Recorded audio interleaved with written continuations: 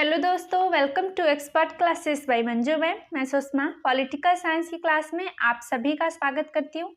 यहाँ पर आप देख सकते हैं इंपॉर्टेंट क्वेश्चंस है जो ऑब्जेक्टिव क्वेश्चंस है आज की क्लास में हम कवर करेंगे। पॉलिटिकल साइंस के लिए क्लासेस है और जिन यूनिवर्सिटी में ऑब्जेक्टिव क्वेश्चंस पूछे जाते हैं उनके लिए इंपॉर्टेंट क्लास है। BA फर्स्ट सेमेस्टर का जो सिलेबस है उसमें जो टॉपिक्स पूछे जाते हैं उनको यहाँ पर हमने लिया है। जैसे सहूलदेव विश्वविद्यालय और माँ विंध्यवासिनी विश्वविद्यालय है, इन जो यूनिवर्सिटी यहाँ पर ऑब्जेक्टिव क्वेश्चंस पूछे जाते हैं। तो फर्स्ट सेमेस्टर में जो स्टूडेंट है वो ले सकते हैं इस क्लास को, ऑब्जेक्टिव को हम सॉल्व करेंगे। चलिए स्टार्ट करते हैं। देखिए क्वेश्चन फर्स्ट है, पॉलिटिकल साइंस के लिए इंपॉर्टेंट क्लास है, ये सब एग्जाम में क्वेश्चंस पूछे जाते हैं। देखिए बॉम्बे प्रेसिडेंसी एसोसिएशन की स्थापना किस वर्ष में हुई थी? यहाँ पर देख सकते हैं in which year was Bombay Presidency Association established. तो हमारा राइट आंसर क्या होगा? ऑप्शन नंबर स, यहाँ पर 1885 हमारा राइट आंसर होगा।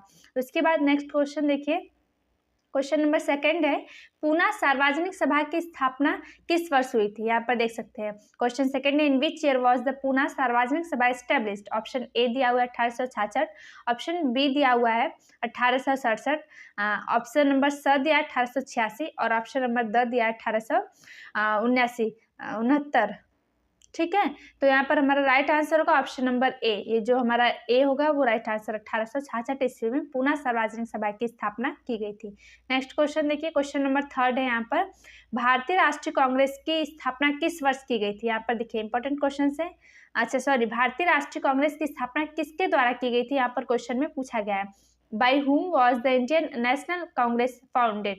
यानी जो भारतीय राष्ट्रीय कांग्रेस की इसकी स्थापना कब की गई थी? तो 1885 ईस्वी में। ठीक है, 28 दिसंबर 1885 को इसकी स्थापना की गई थी और किसने की थी? A.O. ह्यूम, इन्होंने की थी। तो हमारा right answer option number A हो जाएगा। ठीक है, उसके बाद नेक्स्ट क्वेश्चन देखिए, क्वेश्चन नंबर 4 दिया हुआ है, भारतीय राष्ट्रीय कांग्रेस के संस्थापक कौन थे? स्थापना कब हुई थी भारतीय राष्ट्रीय कांग्रेस की? तो 1885 में हमने अभी पढ़ लिया, 28 दिसंबर 1885 को इसकी स्थापना हुई थी। और संस्थापक कौन थे? तो A.O. ह्यूम, जिन्होंने इसकी स्थापना की थी वो संस्थापक थे। ऑप्शन 10 सही हो जाएगा।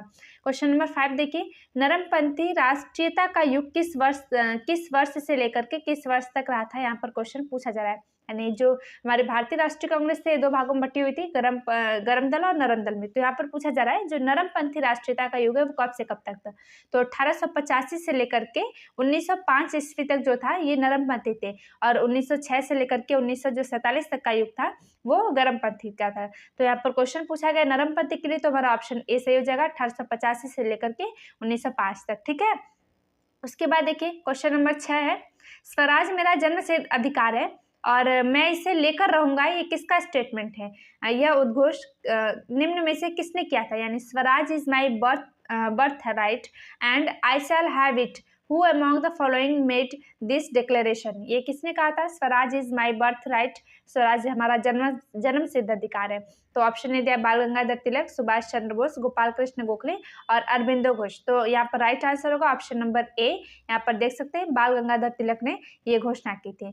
उसके बाद देखिए, कलकत्ता नगर अधिनियम किस वर्ष पारित किया गया था? ऑप्शन में पूछा जा रहा है, in which year was the Calcutta Municipal Corporation Act passed. Option A दिया है 1897, ऑप्शन बी दिया है 1898, ऑप्शन सी दिया है 1899, ऑप्शन डी दिया है 1900। तो हमारा राइट आंसर क्या होगा? 1900। ठीक है, यहाँ पर राइट आंसर जो होगा वो 1900 होगा। ऑप्शन नंबर द जो है वो सही हो जाएगा।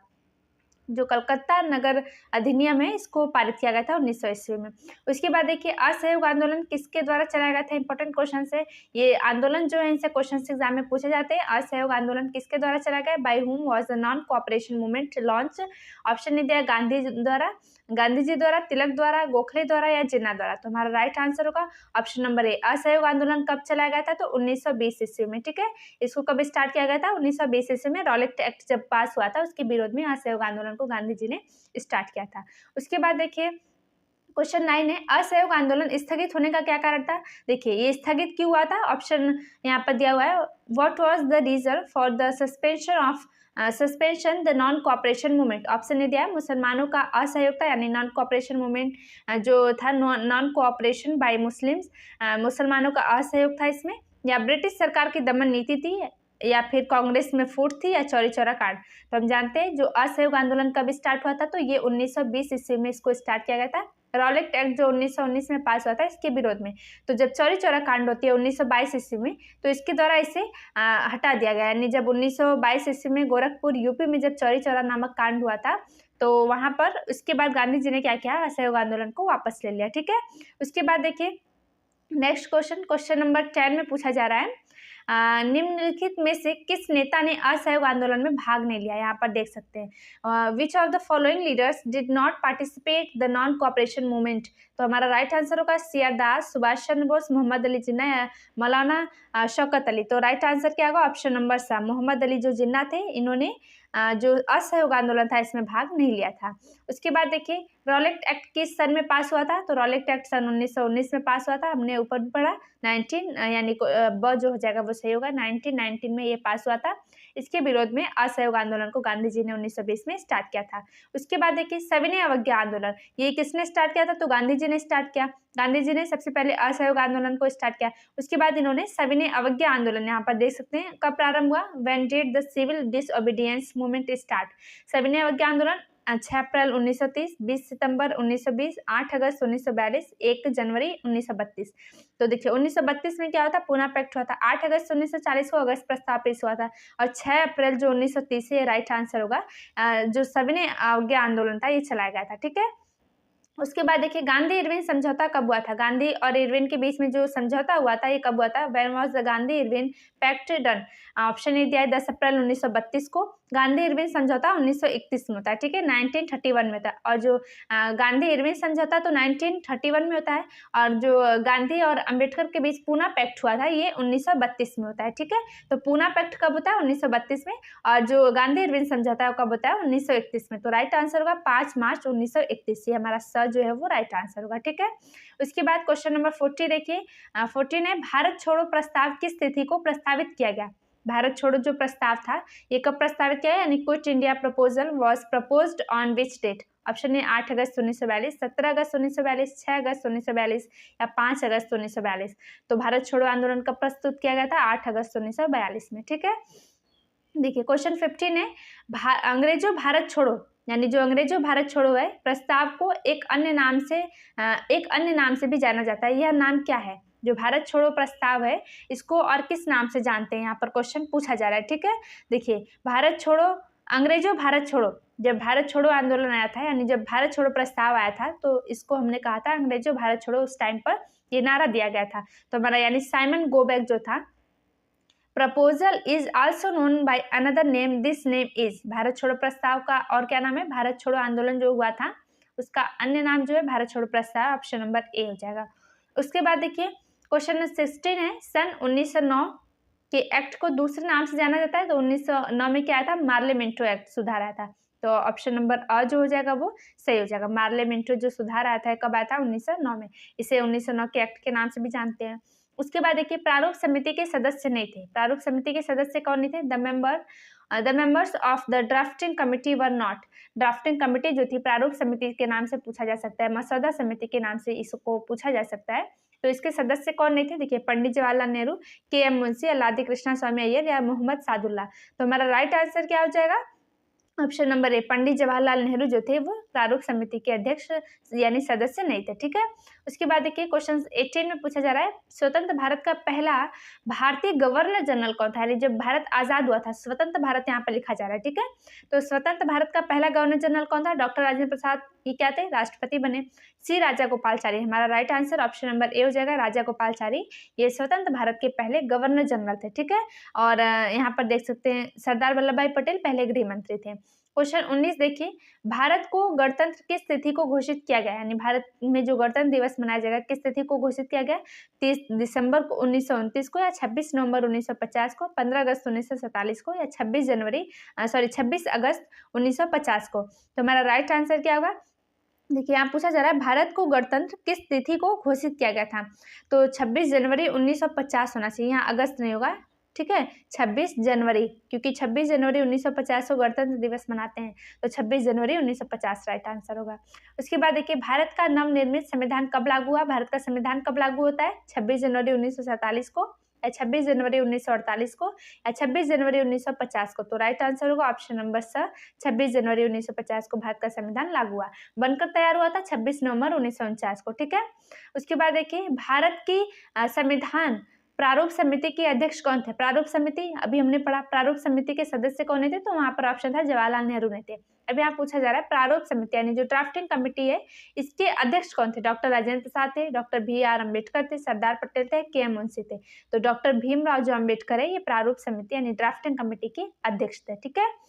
क्वेश्चन नंबर 22 है भारत में संविधान की रचना करने वाली संविधान सभा कब स्थापित की गई थी?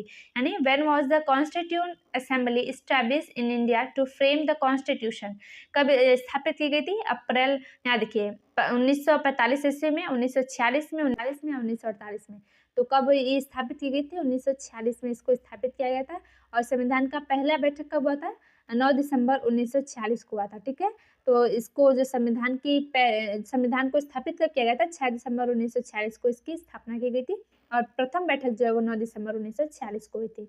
उसके बाद देखिए नागरिकता प्राप्त करने के लिए शर्तें निम्नलिखित निर्धारित करने वाला सक्षम निकाय कौन सा है? जो नागरिकता है, भारतीयों को नागरिकता प्राप्त है भारत की, तो नागरिकता को कितने प्रकार से प्राप्त किया जा सकता है? और नागरिकता प्राप्त करने के लिए ये जो शर्तें हैं वो निर्धारित करने वाला सक्षम निकाय कौन सा है? ऑप्शन ए दिया है राष्ट्रपति, ऑप्शन बी दिया है संसद और विधानसभा, ऑप्शन सी दिया है संसद, ऑप्शन डी दिया है चुनाव आयोग। तो नागरिकता को कौन ये जो शर्तें पूरी करता है? तो संसद, ऑप्शन स हो जाएगा पार्लियामेंट, राइट आंसर। उसके बाद 24 देखिए भारतीय संविधान निम्न में से कौन सी नागरिकता प्रदान करता है? भारत में कैसी नागरिकता? एकल नागरिकता। तो हमारा राइट आंसर ऑप्शन ब हो जाएगा सिंगल सिटीजनशिप, ठीक है। उसके बाद क्वेश्चन 25 देखिए भारतीय संविधान में किस संशोधन के परिणाम स्वरूप संपत्ति का अधिकार मौलिक अधिकारों से हटा दिया गया? यानी as a result of which amendment in the Indian constitution the right to the property has been removed from fundamental rights. जो संपत्ति का अधिकार था वो पहले मौलिक अधिकार हुआ करता था, लेकिन इसे कब मौलिक अधिकारों की श्रेणी से हटा दिया गया? 42वें संविधान संशोधन में, यानी 42 कॉन्स्टिट्यूशन अमेंडमेंट, 44वें संविधान संशोधन, 43वें या 45वें। तो जो 44वां संविधान संशोधन हुआ था ये कब हुआ था? 1978 में, 1978 में हुआ था। इसके द्वारा क्या किया गया? मौलिक अधिकारों को, जो संपत्ति का अधिकार था इसको कानूनी अधिकार, लीगल राइट बना दिया गया, ठीक है। क्वेश्चन 26 देखिए संविधान के कौन से संशोधन द्वारा संविधान में नागरिकों के मौलिक कर्तव्य जोड़े गए? यानी by which amendment of the constitution the fundamental duties of citizens have been added to the constitution. Option A दिया है सन 1976 के 42वें संविधान संशोधन द्वारा, यानी 42 कॉन्स्टिट्यूशन अमेंडमेंट 1976 के द्वारा, या 25वें संविधान संशोधन 1971 के द्वारा, या 44वें संविधान संशोधन 1978। तो हमने यहाँ पर पढ़ा 44वें संविधान संशोधन में क्या हुआ? जो मौलिक अधिकार थे, मौलिक अधिकारों को, जो संपत्ति का अधिकार था उसको लीगल राइट्स बना दिया गया। तो हमारा राइट आंसर यहाँ देखिए पहला संविधान संशोधन 1951 में हुआ था। इसके द्वारा संविधान में 9वीं अनुसूची को जोड़ी गई थी। हमारा राइट आंसर होगा ऑप्शन नंबर ए 42वें संविधान संशोधन 1976 के द्वारा मौलिक कर्तव्यों को जोड़ा गया।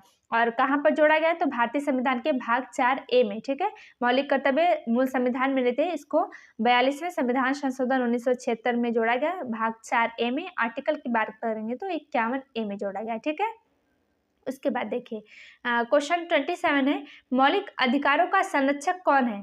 हु इज द प्रोटेक्टर या guardian of fundamental rights? Option A दिया संसद यानी पार्लियामेंट, संविधान, सर्वोच्च न्यायालय, सुप्रीम कोर्ट या भारत सरकार, इंडियन गवर्नमेंट। तो मौलिक अधिकारों का संरक्षक कौन है? सुप्रीम कोर्ट, क्योंकि जब हमारे मौलिक अधिकारों का हनन हो रहा है तो हम सुप्रीम कोर्ट जाकर के न्याय की अपील कर सकते हैं। मौलिक अधिकार भारतीय संविधान के भाग 3 में, किस भाग में? पार्ट 3 में, ठीक है। और आर्टिकल की बात करेंगे तो आर्टिकल 14 से लेकर के 18 तक मौलिक अधिकारों, 14 से लेकर के आर्टिकल नंबर 12 से लेकर के 35 तक, यहाँ पर देखिए मौलिक अधिकार जो है ये भाग 3 में भारतीय संविधान की आर्टिकल की बात करेंगे तो आर्टिकल 12 से लेकर के 35 तक जो है वो मौलिक अधिकारों के बारे में बताया गया है, ठीक है। कितने प्रकार के मौलिक अधिकार मूल संविधान में थे? तो 7 थे। वर्तमान की बात करेंगे तो 6। जो 7वां एक मौलिक अधिकार था संपत्ति का अधिकार, इसको हटा दिया गया। तो हमारा right answer option number A हो जाएगा सुप्रीम कोर्ट। उसके बाद देखिए 28 क्वेश्चन है भारतीय संविधान में स्वतंत्रता का अधिकार किस अनुच्छेद में वर्णित किया गया है? In which article is the right to freedom mentioned in the Indian constitution? तो जो ये अधिकार है हमारा स्वतंत्रता का अधिकार, ये क्या है? हमारा फंडामेंटल राइट्स है, ठीक है, मौलिक अधिकार है। तो ये भारतीय संविधान के कौन से अनुच्छेद में, अभी हमने पढ़ा कि अनुच्छेद 12 से लेकर के 35 तक मौलिक अधिकारों के बारे में बताया गया। तो यहाँ पर देखिए जो 12 से लेकर 35 तक है, ठीक है। तो पहला है स्वतंत्रता का अधिकार, समता का अधिकार, शोषण के विरुद्ध अधिकार, ये सभी अधिकार जो है हमारे मौलिक अधिकार है। तो यहाँ पर पूछा जा रहा है स्वतंत्रता का अधिकार किसमें है। आर्टिकल 14 में क्या लिखा है, विधि के समक्ष समानता है। आर्टिकल नंबर 19 हमारा राइट आंसर होगा। आर्टिकल 19 जो है इसमें स्वतंत्रता का अधिकार दिया हुआ है। आर्टिकल 32 इसमें क्या है, रीट के बारे में बताया गया है। इसको डॉक्टर भीमराव अम्बेडकर ने ये संवैधानिक उपचारों का अधिकार है, संविधान की आत्मा इसे कहा है, आर्टिकल 32 को। उसके बाद देखिए 29 है संकट काल में नागरिकों के मौलिक अधिकार, fundamental rights of citizens during emergency. Emergency के टाइम जो नागरिकों के मौलिक अधिकार है वो किसकी इच्छा पर निर्भर करता है, सुप्रीम कोर्ट के, राष्ट्रपति के स्थगित किए जाते हैं या उपयुक्त में से कोई भी बात सही नहीं है। तो राइट आंसर होगा राष्ट्रपति की इच्छा पर निर्भर करते हैं, depend on the will of the president. ठीक है, क्वेश्चन 30 देखिए, यहाँ पर प्रारूप समिति के सदस्य नहीं थे।